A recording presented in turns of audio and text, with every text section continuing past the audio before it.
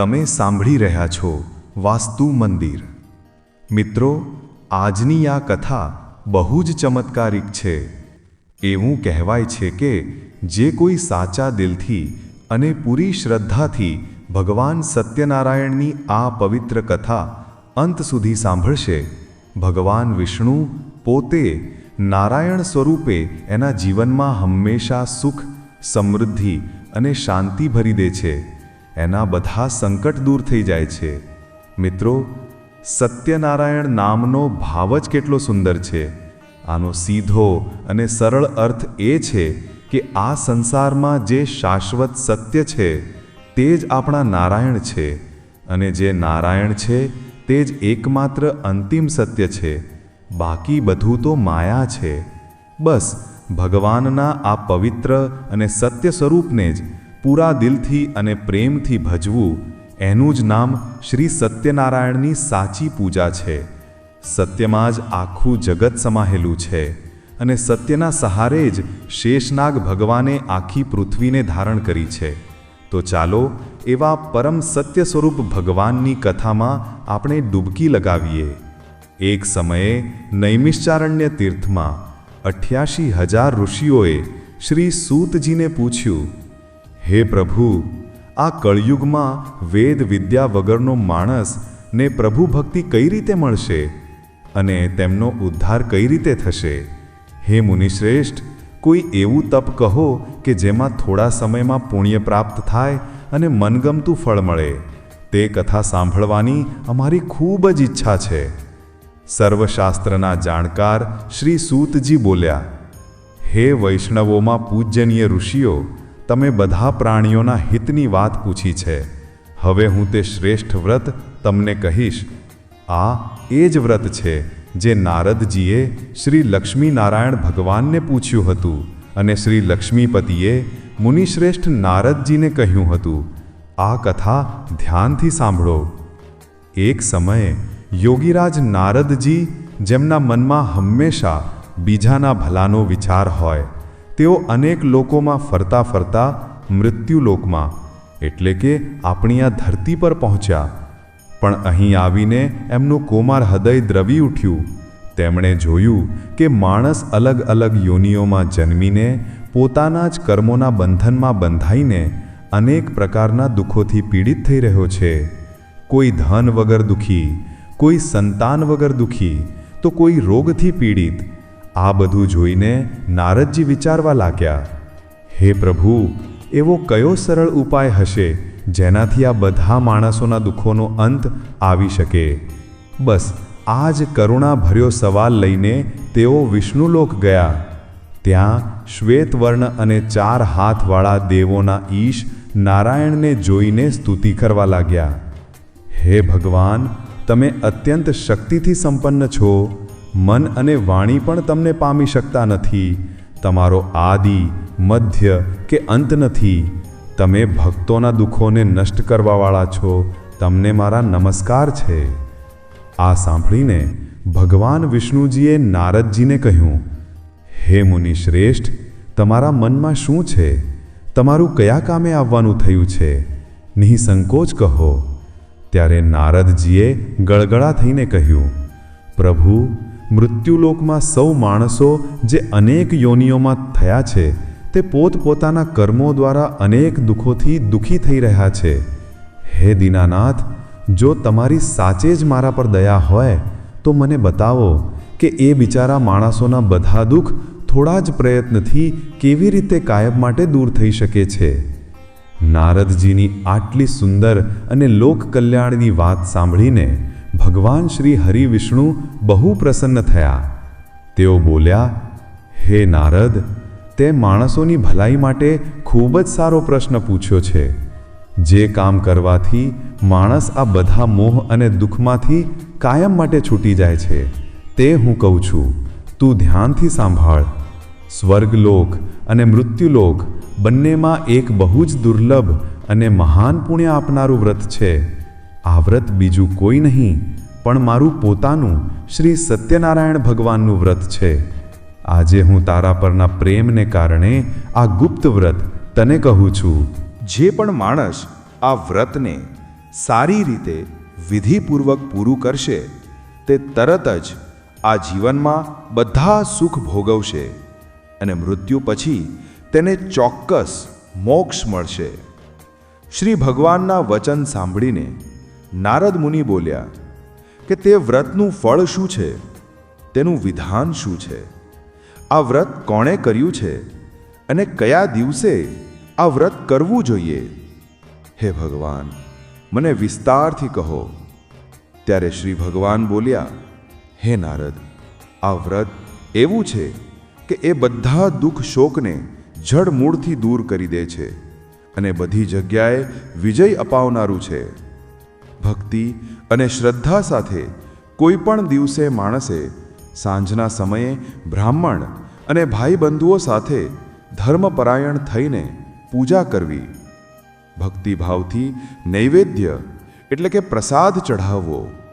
આ પ્રસાદમાં મુખ્યત્વે કેળા, ઘી, દૂધ અને ઘઉંનો લોટ આ બધાને ભેગા કરીને જે આપણે શીરો બનાવીએ છીએ તે ભગવાનને અતિ પ્રિય છે.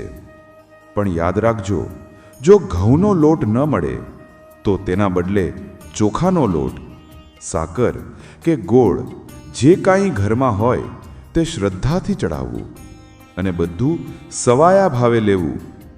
પછી ભક્તિભાવથી ભગવાનનું સ્મરણ કરતાં કરતાં સમય પસાર કરવો. બસ આટલું સરળ છે. આ રીતે વ્રત કરવાથી માણસની દરેક ઈચ્છા ચોક્કસ પૂરી થાય છે. અને સાંભળ નારદ, ખાસ કરીને આ કળિયુગમાં જ્યાં માણસ પાસે લાંબા તપ કરવાનો સમય નથી, ત્યારે મૃત્યુલોક પર આ જ મોક્ષનો સૌથી સરળ અને શ્રેષ્ઠ ઉપાય છે. આટલું કહીને ભગવાને વ્રતનું વિધાન સમજાવ્યું. હવે મિત્રો, આ વ્રત સૌથી પહેલા કોણે કર્યું અને તેને શું ફળ મળ્યું તે સાંભળીએ સૂતજી પાસેથી. આ પછી સૂતજી બોલ્યા, હે ઋષિઓ, જેણે પહેલાના સમયમાં આ વ્રત કર્યું છે તેનો ઇતિહાસ કહું છું. તમે બધા પ્રેમથી સાંભળો. સુંદર કાશીપુરી નગરીમાં એક બ્રાહ્મણ રહેતો હતો. તે બિચારો એટલો ગરીબ હતો કે ન પૂછો વાત. તે ભૂખ અને તરસથી હંમેશા ચિંતિત રહેતો અને આખા નગરમાં ભિક્ષા માટે ભટકતો રહેતો. આ બ્રાહ્મણોને ખૂબ પ્રેમ કરનારા આપણા શ્રી હરિભગવાને એ બ્રાહ્મણની આ દશા જોઈ. ભગવાનથી પોતાના ભક્તનું દુઃખ ન જોવાયું એટલે તેઓ પોતે એક વૃદ્ધ દયાળુ બ્રાહ્મણનું રૂપ ધરીને એની પાસે ગયા. જઈને બહુ આદર સાથે પૂછ્યું, હે વિપ્ર, હે બ્રાહ્મણ દેવ, તમે કેમ હંમેશા આટલા દુઃખી દેખાઓ છો? શા માટે આમ આખી પૃથ્વી પર ભટકો છો? તમારા મનમાં જે દુઃખ હોય તે મને કહો, હું સાંભળવા માંગુ છું. પેલા ગરીબ બ્રાહ્મણે કહ્યું, હું એક ગરીબ બ્રાહ્મણ છું. ભૂખ માટે ભિક્ષા માંગવા ફરું છું.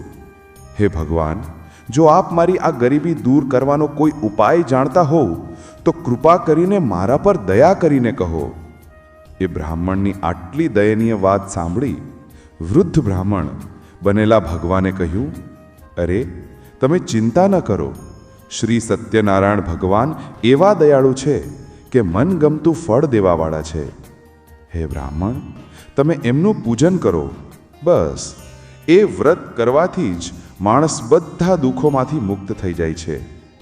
આટલો કહી ભગવાને એ બ્રાહ્મણને વ્રતનું બધું વિધાન એટલે કે રીતભાત સમજાવી અને એ જ ક્ષણે શ્રી સત્યનારાયણ ભગવાન અદૃશ્ય થઈ ગયા.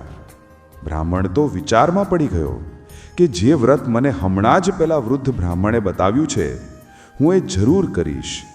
બસ આ જ નિશ્ચય કરીને એ બ્રાહ્મણને તે આખી રાત ઊંઘ ના આવી. તે સવાર પડવાની રાહ જોવા લાગ્યો. જેવી સવાર પડી તે ઉઠીને શ્રી સત્યનારાયણ ભગવાનના વ્રતનો સંકલ્પ કરીને ભિક્ષા માટે ચાલી નીકળ્યો. અને જુઓ ભગવાનનો ચમત્કાર! એ જ દિવસે એ બ્રાહ્મણને ભિક્ષામાં એટલું બધું ધન મળ્યું કે જેટલું એણે ક્યારેય જોયું નહોતું. એ ધનથી એ ખુશ થઈને પોતાના ભાઈબંધુઓ સગા વહાલાને બોલાવ્યા અને બધાની સાથે મળીને શ્રી સત્યનારાયણનું વ્રત કર્યું.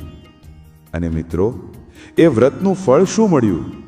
એ વ્રત કરવાથી જ એ બ્રાહ્મણ બધા દુઃખોથી છૂટી ગયો અને જોતતા જોતામાં અનેક પ્રકારની સંપત્તિઓવાળો બની ગયો. બસ તે દિવસથી એ બ્રાહ્મણ દર મહિને આ વ્રત કરવા લાગ્યો. આ રીતે જે પણ માણસ શ્રદ્ધાથી સત્યનારાયણ ભગવાનનું વ્રત કરે છે તે બધા પાપોથી છૂટી જાય છે. મિત્રો, જો આ ગરીબ બ્રાહ્મણની કથા અને ભગવાનની અપાર દયા એ તમારા હૃદયને સ્પર્શ કર્યો હોય તો અમારી આ નાનકડી મહેનતને એક લાઈક કરીને જરૂર વધાવજો. અને આવી જ પવિત્ર કથાઓ દરરોજ સાંભળવા માટે વાસ્તુ મંદિર પરિવાર સાથે જોડાવા ચેનલને સબસ્ક્રાઇબ કરવાનું બિલકુલ ચૂકશો નહીં. ચાલો હવે કથાને આગળ વધારીએ. દરેક જણ બોલ્યું, તમને ધન્ય છે કે તમે અમને બહુ જ સરસ વ્રત સંભળાવ્યું. મિત્રો, આ તો હતી ગરીબ બ્રાહ્મણની કથા.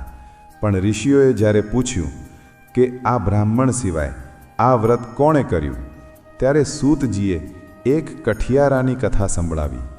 આના પર ઋષિઓએ કહ્યું કે હે મુનીશ્વર, સંસારમાં આ બ્રાહ્મણ સિવાય બીજા કોણે કોણે આ વ્રત કર્યું છે? અમને સાંભળવાની બહુ શ્રદ્ધા છે. સૂતજી બોલ્યા કે હે મુનિઓ, સાંભળો. એક સમયે પેલો બ્રાહ્મણ જે હવે ભગવાનની કૃપાથી ધનવાન બની ગયો હતો, તે પોતાના ધન અને ઐશ્વર્ય મુજબ ભાઈબંધુઓ સાથે વ્રત કરવા તૈયાર થયો. બરાબર તે જ સમયે એક બિચારો ગરીબ કઠિયારો જે લાકડા વેચીને ગુજરાન ચલાવતો હતો તે ત્યાં આવ્યો. લાકડાનો ભારો બહાર મૂકીને તે બ્રાહ્મણના ઘરમાં પાણી પીવા ગયો, કારણ કે તે તરસથી ખૂબ દુઃખી હતો. ઘરમાં જઈને એણે જોયું કે બ્રાહ્મણ તો કોઈ પૂજા કરી રહ્યા છે. એણે તરત જ બ્રાહ્મણને નમસ્કાર કર્યા અને પૂછવા લાગ્યો કે હે મહારાજ, તમે આ કોનું પૂજન આટલા ભાવથી કરી રહ્યા છો? અને આ વ્રત કરવાથી શું ફળ મળે છે? જો કાંઈ વાંધો ન હોય તો કૃપા કરીને મને કહો. પેલા દયાળુ બ્રાહ્મણે કહ્યું કે ભાઈ, આ બધી મનોકામનાઓને પૂરી કરવાવાળું શ્રી સત્યનારાયણ ભગવાનનું વ્રત છે. તું માન કે ન માન, પણ એમની જ કૃપાથી આજે મારે ત્યાં આ ધન ધાન્ય અને સુખ શાંતિ છે. બ્રાહ્મણ પાસેથી આ વ્રત વિશે જાણીને એ અભણ પણ શ્રદ્ધાળુ કઠિયારો ખૂબ પ્રસન્ન થયો. એણે ભગવાનનું ચરણામૃત લીધું, પ્રસાદ ખાધો અને પછી પોતાના ઘરે ગયો. એ કઠિયારાના મનમાં એક જ વાત રમતી હતી. એણે ઘરે જઈને પોતાના મનમાં એવો પાક્કો સંકલ્પ કર્યો કે ભલે ગમે તે થાય, આજે હું ગામમાં લાકડા વેચીશ અને એનાથી જે પણ પૈસા મળશે એ બધા જ પૈસાથી હું મારા સત્યનારાયણ ભગવાનનું ઉત્તમ વ્રત કરીશ. બસ આટલો સાચો સંકલ્પ મનમાં લઈને એ કઠિયારો જે નગરમાં ધનવાન લોકો રહેતા હતા એવા સુંદર નગરમાં ગયો. અને જુઓ, ભગવાનની લીલા, એનો ભાવ કેટલો શુદ્ધ હતો. તે દિવસે એ જ લાકડાનો ભાવ એને રોજના ભાવ કરતાં 4 ગણો મળ્યો.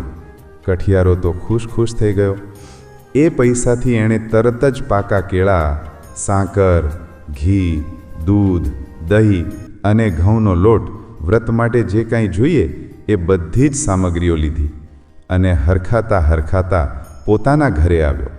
પછી એણે પોતાના બધા ભાઈબંધુઓને ભેગા કર્યા અને બધાની સાથે મળીને પૂરી વિધિ સાથે ભગવાનજીનું વ્રત અને પૂજન કર્યું.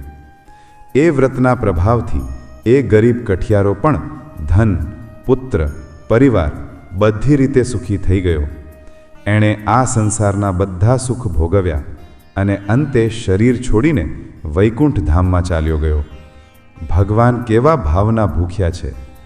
જો આ કઠિયારાની ભોળી ભક્તિ અને શ્રદ્ધા તમને પણ ગમી ગઈ હોય તો આ પવિત્ર કથાને તમારા મિત્રો અને પરિવારજનો સાથે શેર કરીને આ પુણ્યકથાનો ભાગ અવશ્ય બનજો. તમારી એક શેર કોઈના જીવનમાં શ્રદ્ધાનો નવો દીપ પ્રગટાવી શકે છે. મિત્રો, કઠિયારાની કથા સાંભળ્યા પછી હવે આપણે સાંભળીએ એક રાજા અને એક વેપારીની કથા, જેમણે વ્રતનો સંકલ્પ તો કર્યો પણ તેને નિભાવવામાં ભૂલ કરી બેઠા. આના પર સૂતજી બોલ્યા કે હે ઋષિમુનિઓ, હજી એક કથા સાંભળો. પ્રાચીન સમયમાં કનકપુરમાં ઉલ્કામુખ નામનો એક રાજા રાજ્ય કરતો હતો. તે બહુ બુદ્ધિમાન, સત્યવાદી અને ધાર્મિક રાજા હતો. તે દરરોજ મંદિરમાં જઈને શ્રી સત્યનારાયણ ભગવાનની પૂજા કરતો અને ગરીબોને ખૂબ અન્ન, વસ્ત્ર અને ધનનું દાન કરતો. તેની પત્ની સુભદ્રા પણ બહુ સુશીલ અને પતિવ્રતા હતી. તે બંને, રાજા અને રાણી, દર મહિને નિયમપૂર્વક શ્રી સત્યનારાયણ ભગવાનનું વ્રત કરતા હતા. ભગવાનની કૃપાથી એમના રાજમહેલમાં ધન સંપત્તિના ભંડાર ભરેલા હતા અને તેમની બધી પ્રજા ખૂબ આનંદથી જીવન પસાર કરી રહી હતી. એકવાર એ જ રાજા ઉલ્કામુખ ઘણા લોકો સાથે ભદ્રશિલા નદીના કિનારે બેસીને શ્રી સત્યનારાયણ ભગવાનની પૂજા કરી રહ્યા હતા. બરાબર એ જ સમયે એક ધનવાન વેપારી, જેને સાધુ વાણીઓ પણ કહેતા, તે પોતાની મોટી હોડી લઈને ત્યાં આવી પહોંચ્યો. તે વેપાર કરીને ઘણું બધું ધન કમાઈને પોતાના નગર પાછો ફરી રહ્યો હતો. નાવમાંથી ઉતરીને એ વેપારી રાજાની પાસે પહોંચ્યો. રાજાને આટલા ભક્તિભાવથી પૂજા કરતા જોઈને તેણે વિનયથી પૂછ્યું કે હે રાજન, તમે આ બધા લોકો સાથે મળીને આ કોની પૂજા કરી રહ્યા છો? આ પૂજા કરવાથી માણસને શું લાભ થાય છે?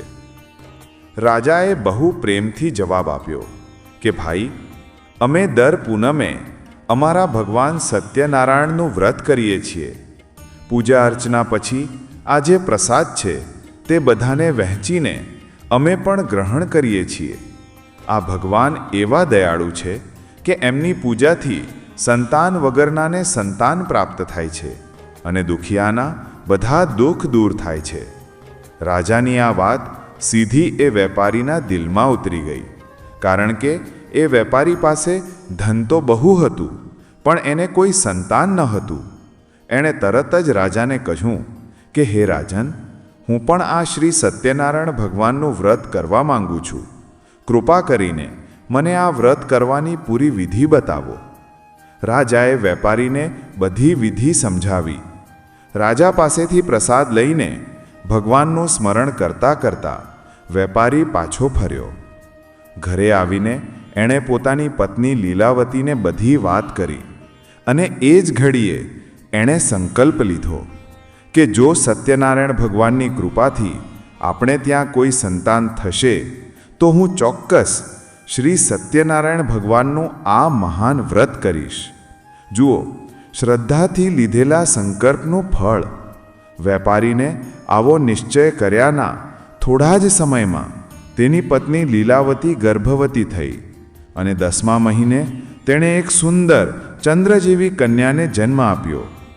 વેપારી તો દીકરીના જન્મ પર ખુશ થઈ ગયો. એણે ખૂબ ખુશીઓ મનાવી, પણ અફસોસ, ધન દોલત અને વેપારના કામકાજમાં એ ભગવાનને દીધેલું વચન, પેલું વ્રત કરવાનું ભૂલી ગયો.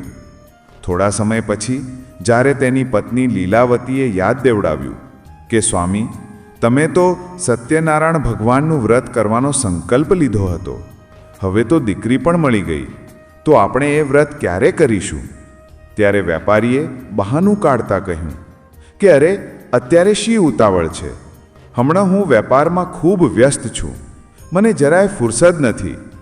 એક કામ કરીએ, જ્યારે આપણી દીકરી મોટી થશે ને અને આપણે ધામધૂમથી એના લગ્ન કરીશું ને, ત્યારે હું અવશ્ય શ્રી સત્યનારાયણ ભગવાનનું વ્રત કરીશ. બસ આ જ એની ભૂલ હતી. એણે ભગવાનના વ્રતને ટાળી દીધું. પોતાના પતિના આવા વચન સાંભળીને બિચારી લીલાવતી શાંત રહી ગઈ. વેપારીની કન્યા કલાવતી સુદ પક્ષના ચંદ્રની જેમ દિવસેના વધે એટલી રાત્રે અને રાત્રેના વધે એટલી દિવસે એમ ઝડપથી મોટી થવા લાગી.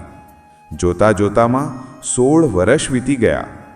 એક દિવસ વેપારીએ પોતાની દીકરીને સહેલીઓ સાથે રમતી જોઈ તો એને એના લગ્નની ચિંતા થવા લાગી. તેણે તરત જ સેવકોને એક સુયોગ્ય વર શોધવા માટે દૂર દૂરના નગરોમાં મોકલ્યા. સેવકો કંચનપુર નગરમાં પહોંચ્યા. ત્યાં તેમણે એક ગુણવાન વણિક પુત્રને જોયો. વેપારીને એ છોકરો બહુ ગમી ગયો અને તેણે પોતાની દીકરી કલાવતીના લગ્ન ખૂબ ધામધૂમથી તેની સાથે કરી દીધા. દહેજમાં પણ ઘણું બધું ધન આપ્યું. જુઓ, દીકરીના લગ્ન પણ થઈ ગયા, પણ એ વેપારીએ હજી શ્રી સત્યનારાયણનું વ્રત ન કર્યું. લીલાવતીએ ફરીથી એને યાદ દેવડાવ્યું કે સ્વામી, તમે તો કહ્યું હતું કે કલાવતીના લગ્ન પર વ્રત કરશો.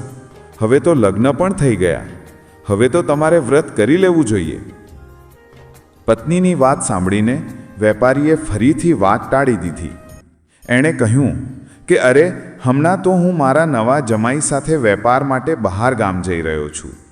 તમે ચિંતા ન કરો, હું વેપારથી પાછો ફરીશ ને પછી ચોક્કસ 100% ભગવાનનું વ્રત પૂજા બધું જ કરીશ. બસ આમ કહીને એ વેપારી શુભ મુહૂર્ત જોઈને પોતાના જમાઈ સાથે વેપાર માટે નીકળી પડ્યો. હવે તો હદ થઈ ગઈ. એ વેપારી દ્વારા વારંવાર વ્રતનો સંકલ્પ કરવાથી અને પછી વારંવાર એ વચન તોડવાથી ભગવાન સત્યનારાયણ એના પર ક્રોધિત થઈ ગયા. ભગવાને એને પાઠ શીખવવાનો નિશ્ચય કર્યો. વેપારી પોતાના જમાઈ સાથે રત્નસારપુરમાં પહોંચીને વેપાર કરવા લાગ્યો. ત્યાં એમનો વેપાર બહુ સારો ચાલ્યો. પણ એક દિવસ એ નગરમાં શું થયું કે રાજમહેલમાંથી કેટલાક ચોર માલ ચોરી કરીને ભાગી રહ્યા હતા અને રાજાના સૈનિકો એમનો પીછો કરી રહ્યા હતા. ભાગતા ભાગતા સૈનિકોથી બચવા માટે એ ચોરોએ શું કર્યું કે ચોરી કરેલું બધું જ ધન છુપાવીને એ વેપારીની નાવમાં મૂકી દીધું અને પોતે ખાલી હાથે ભાગી ગયા. થોડી જ વારમાં ચોરોનો પીછો કરતા સૈનિકો ત્યાં વેપારી પાસે પહોંચ્યા. તેમણે જ્યારે વેપારીની નાવોની તલાશી લીધી તો રાજાનું પેલું ચોરી થયેલું બધું જ ધન ત્યાંથી મળી આવ્યું. સૈનિકોએ વિચાર્યું કે આ વેપારી અને એનો જમાઈ જ ચોર છે. બસ એ જ ઘડીએ સૈનિકોએ વેપારી અને તેના જમાઈને કેદી બનાવી લીધા અને રાજા પાસે લઈ ગયા. રાજા પણ ગુસ્સે ભરાયો. તેણે બંનેને કેદખાનામાં એટલે કે જેલમાં નાખી દીધા અને તેમનું બધો જ ધન જપ્ત કરી લીધું. બિચારા બંને સસરા જમાઈ વગર વાંકે દંડાઈ ગયા. આ બધું ભગવાન સત્યનારાયણના પ્રકોપને કારણે જ થયું હતું. અહીં તો આમ થયું અને પેલી બાજુએ વેપારીના ઘરમાં પણ મુસીબતોનો પહાડ તૂટી પડ્યો. શ્રી સત્યનારાયણના પ્રકોપથી એના ઘરમાં પણ ચોરી થઈ ગઈ અને ચોર બધું જ ધન ચોરીને લઈ ગયા. જે શેઠાણી હતા તે હવે રોડ પર આવી ગયા. ઘરમાં ખાવા માટે અનાજનો એક દાણો પણ ન બચ્યો. બિચારી લીલાવતી અને કલાવતી બંને ભૂખ તરસથી વ્યાકુળ થઈને ઘરે ઘરે ભટકવા લાગ્યા. એક દિવસ આમ જ ભટકતા ભટકતા બિચારી કલાવતી એક બ્રાહ્મણના ઘરે પહોંચી. એ બ્રાહ્મણના ઘરમાં એ દિવસે શ્રી સત્યનારાયણ ભગવાનની વ્રત કથા ચાલી રહી હતી. કલાવતી ત્યાં જ બેસી ગઈ. એણે બહુ જ ધ્યાનથી આખી કથા સાંભળી અને પછી પ્રસાદ પણ લીધો. એ પ્રસાદ ખાતા જ એને જાણે બુદ્ધિ સૂઝી. ઘરે પાછી ફરીને કલાવતીએ પોતાની માં લીલાવતીને બધી વાત જણાવી કે માં, આજે હું એક બ્રાહ્મણના ઘરે ગઈ હતી. ત્યાં સત્યનારાયણ ભગવાનની કથા થતી હતી. મેં સાંભળી અને પ્રસાદ લીધો. બસ સત્યનારાયણ નામ સાંભળતા જ લીલાવતીને બધું યાદ આવી ગયું. એને તરત જ પોતાની ભૂલ સમજાઈ ગઈ કે એના પતિએ બે વાર વ્રત કરવાનું વચન તોડ્યું હતું. એ જ ઘડીએ લીલાવતીએ વ્રત કરવાનો પાક્કો નિશ્ચય કર્યો. બીજા જ દિવસે લીલાવતીએ પોતાના પરિવાર અને આસપાસના લોકોને બોલાવીને બહુ જ શ્રદ્ધાથી શ્રી સત્યનારાયણ ભગવાનની પૂજા કરી. પૂજા પછી બધાને પ્રસાદ વહેંચ્યો અને પોતે પણ પ્રસાદ ગ્રહણ કર્યો.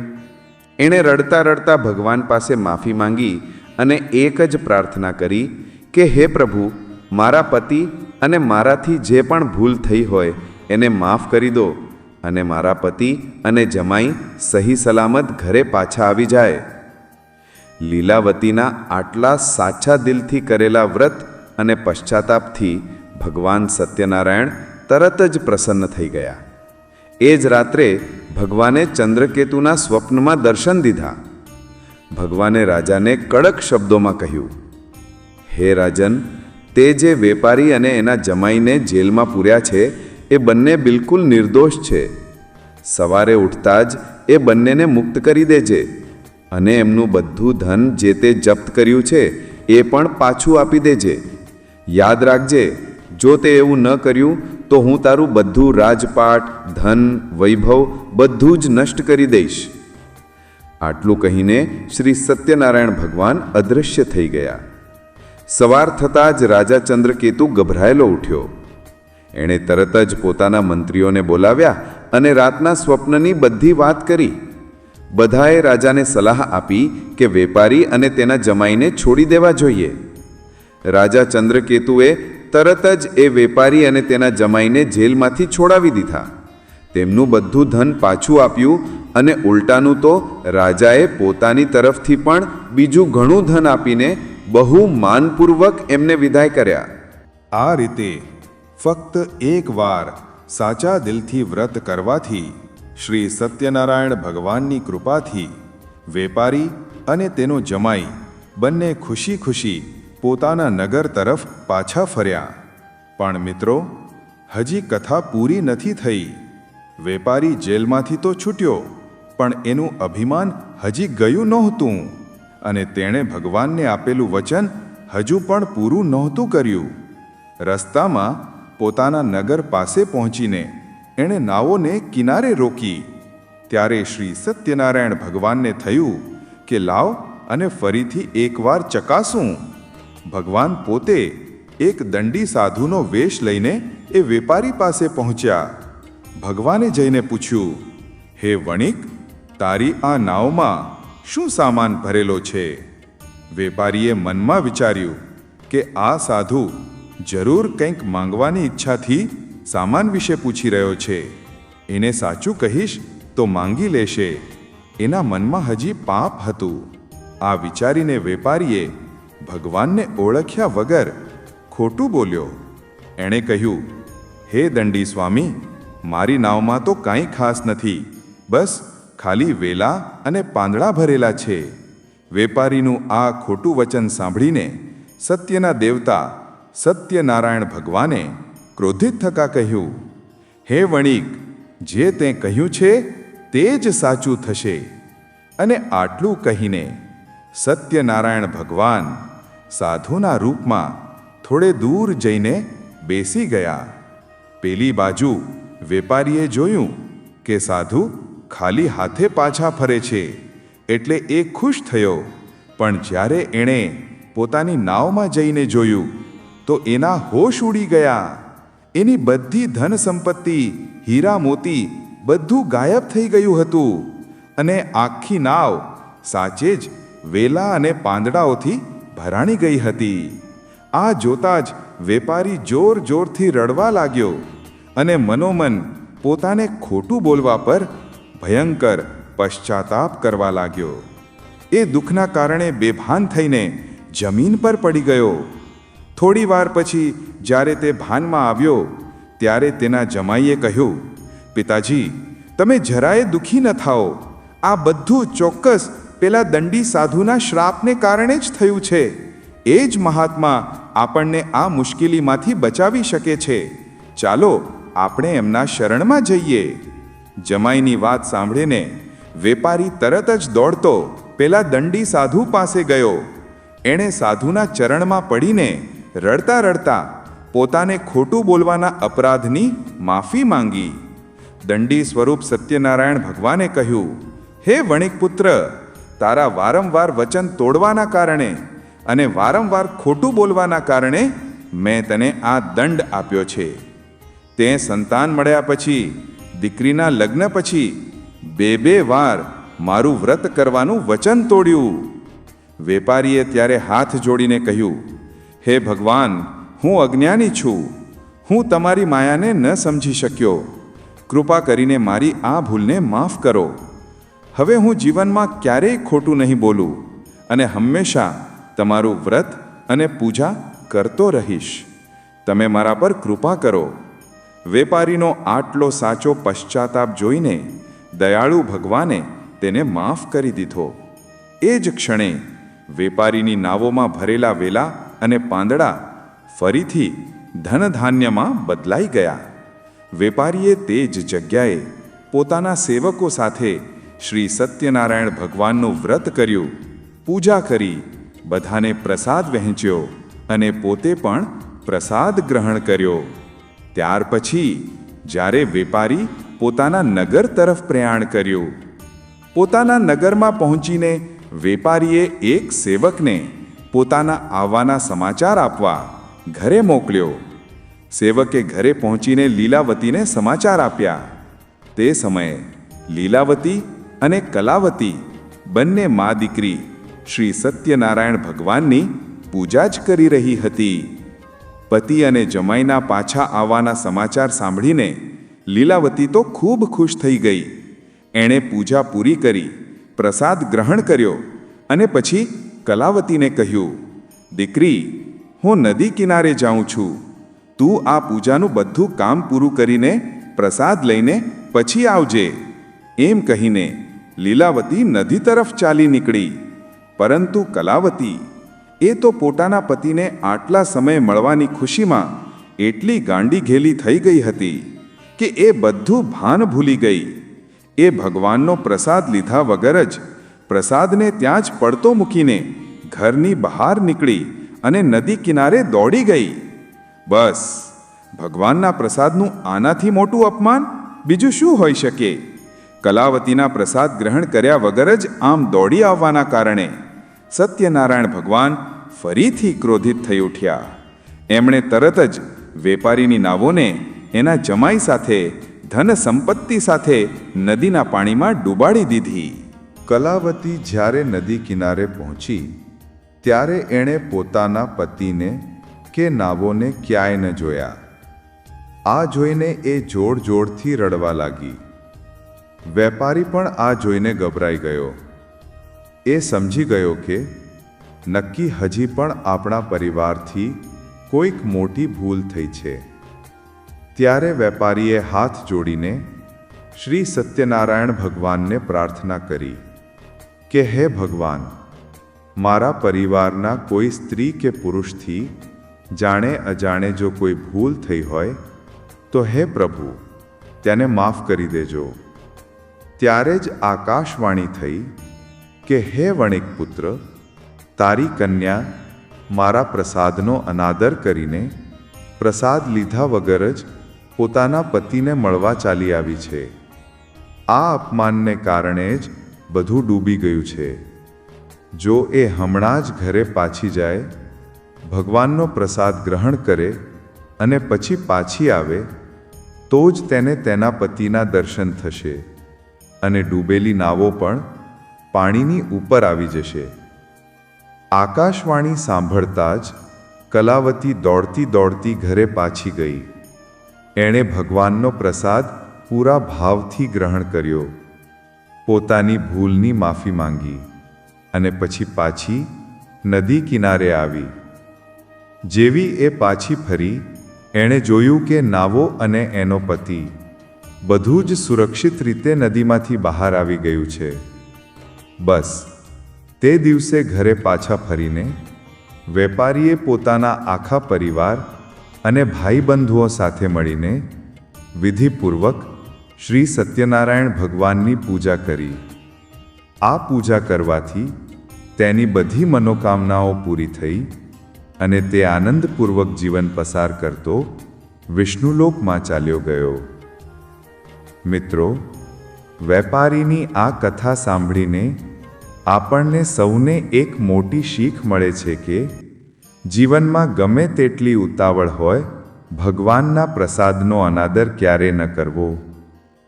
જો તમને આ કથામાંથી પણ કંઈક શીખવા મળ્યું હોય તો કમેન્ટ બોક્સમાં જય શ્રી સત્યનારાયણ ભગવાન અવશ્ય લખજો અને વિડીયોને એક લાઈક જરૂરથી કરી દેજો. તમારો પ્રેમ જ અમારી પ્રેરણા છે. મિત્રો, વેપારીની આ કથા આપણને શીખવે છે કે ભગવાનને આપેલું વચન અને ભગવાનના પ્રસાદનું અપમાન ક્યારેય ન કરવું જોઈએ. પણ હવે સાંભળીએ એક એવા રાજાની કથા જેણે અભિમાનમાં આવીને પ્રસાદનો અનાદર કર્યો હતો. આ પછી સૂતજી બોલ્યા, હે ઋષિમુનિઓ, હું તમને હજી એક છેલ્લી કથા સંભળાવું છું. કૌશલપુરમાં એક રાજા હતો જેનું નામ હતું તુંગધ્વજ. એ પોતાની પ્રજાનું બહુ સારી રીતે ધ્યાન રાખતો હતો, પણ એનામાં એક જ ખરાબી હતી. એને પોતાના રાજા હોવાનું બહુ અભિમાન હતું. એકવાર તેણે પણ સત્યનારાયણ ભગવાનના પ્રસાદનું અપમાન કર્યું અને તેને બહુ દુઃખ મળ્યું. બન્યું એવું કે એક દિવસ રાજા તુંગધ્વજ જંગલમાં શિકાર કરવા નીકળ્યો. શિકાર કરતાં કરતાં એ થાકી ગયો એટલે આરામ કરવા એક મોટા વડના ઝાડ નીચે જઈને બેસી ગયો. એણે જોયું કે નજીકમાં જ કેટલાક ગરીબ ગોવાળો ભેગા મળીને સત્યનારાયણ ભગવાનની પૂજા કરી રહ્યા છે. રાજાએ એ જોયું, પણ એ પોતાના અભિમાનમાં ત્યાં નમસ્કાર કરવા પણ ન ગયો. જ્યારે ગોવાળોની પૂજા પૂરી થઈ ત્યારે એમણે ભગવાનનો પ્રસાદ લીધો અને પછી રાજાને પણ પ્રસાદ આપવા ગયા. પણ પેલા ઘમંડી રાજાએ શું કર્યું?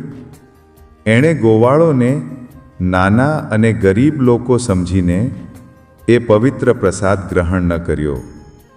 એણે પ્રસાદ ત્યાં જ પડતો મૂકી દીધો અને ઘોડા પર સવાર થઈને પોતાના નગર તરફ ચાલી નીકળ્યો. રાજા જેવા પોતાના નગરમાં પહોંચ્યા, એણે જોયું કે એનું બધું જ લૂંટાઈ ગયું છે. તેનો રાજમહેલ, ધન, સંપત્તિ, પરિવાર બધું જ નષ્ટ થઈ ગયું છે. શ્રી સત્યનારાયણના પ્રકોપથી એ રાજા એક ક્ષણમાં રંક બની ગયો. આ જોતાં જ રાજાને પોતાની ભૂલ સમજાઈ ગઈ.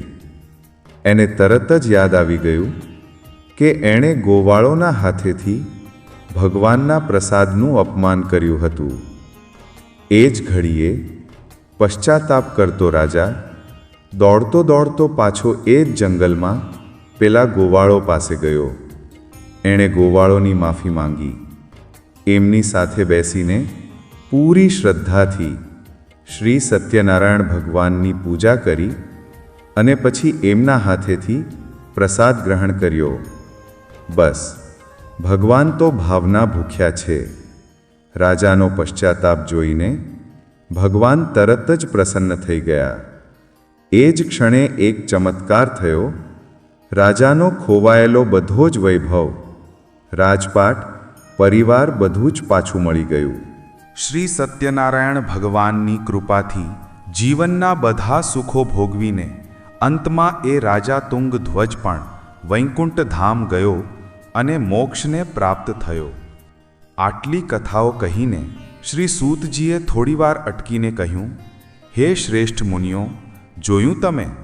આ ભગવાન સત્યનારાયણની વ્રત પૂજા જે પણ માણસ સાચા દિલથી કરે છે તેના બધા દુઃખ અને ચિંતાઓ નષ્ટ થઈ જાય છે.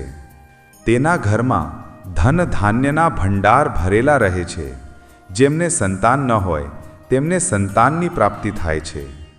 આ કથા આપણને એ જ શીખવે છે કે જીવનમાં ગમે તેવી પરિસ્થિતિ આવે, ક્યારેય સત્યનો સાથ ન છોડવો, ક્યારેય અભિમાન ન કરવું અને ભગવાનના પ્રસાદનો ક્યારેય અનાદર ન કરવો.